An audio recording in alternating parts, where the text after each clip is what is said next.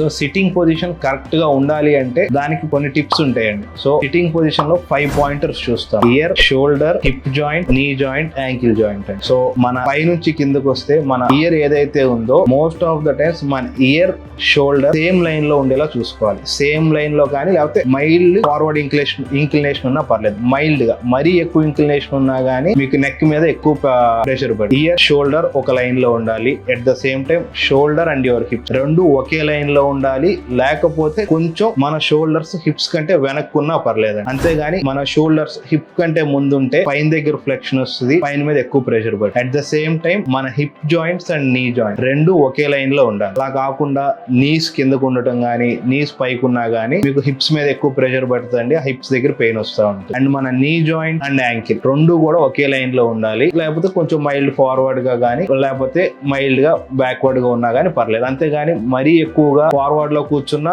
మళ్ళీ మీకు మొత్తం హిప్ ట్రంక్ అనేది వెనక్కి వెళ్ళిపోతుంది. బాడీ, నీ అండ్ యాంకిల్స్ కూడా ఒకే లైన్ లో ఉండాలి.